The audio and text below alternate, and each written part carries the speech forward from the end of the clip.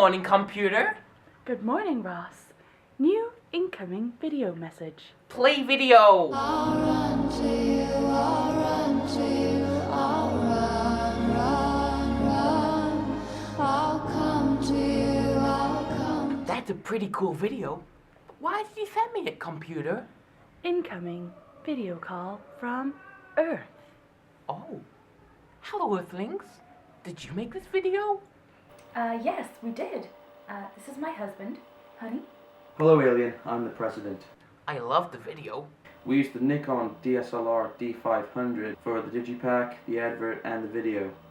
We also used a tripod during the video to make sure that those static shots were steady. We also used a crane, a dolly, and a shoulder mount. These provided a wide range of different angles and shots and movements.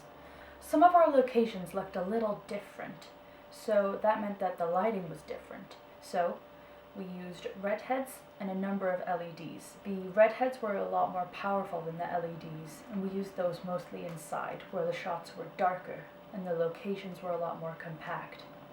I love what you've done with the performance, but how did you get all those pictures on her face? We previously shot handheld footage, and then following that we got a projector from the school and then linked that up to Rebecca's laptop so we could project those images onto our artist. I've got one question. How did you put the footage on the TV screen? When we were in the church and setting up, we put green paper over the screen of the television. This allowed us, when we went into editing, to go into Adobe After Effects and take two pieces of footage, that of the woman in the church and that of the handheld footage. We then layered those over each other and chroma keyed and added masks, which allowed us to remove the screen of the television and import the handheld footage. We then curved that and added a glow, which made it look like actual television projections. Have you got anything else to show me? Yes, we have ancillary texts, an advert, and a digipack. Can you send me it? I'll send them through. File received. Wow. How did you make that? We primarily used Photoshop CS6. It was the most appropriate software available for the task at hand. We started off by cutting out our artist. To do this, we used burning. That is a way of affecting a mask to give an image a softer appearance.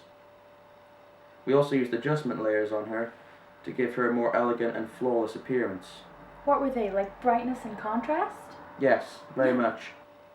The clock had a series of hands as any other clock did, but for the front cover we did not want that on the clock. So using the clone stamp I was able to replicate the background of the clock over the hands to make it look like they never existed.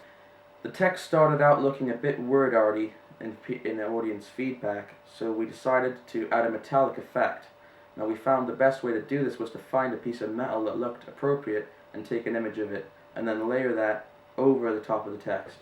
So, how did you cut out the picture on the advert of Rosa? Firstly, we took the image and we used the magic wand tool, which eliminated a load of the background, which originally was a white sheet, would you believe it or not. And then from there, we used the brush tool and adjusted the size and softness of the brush in order to make the lines as smooth as possible and to make the image look natural. I have some of those cogs you've got inside your digipack in my spaceship, but how did you recreate them in your digipack? The cogs were fairly simple to create actually. We started to make those after we'd taken the metal texture pictures, so that made making them look metal very simple.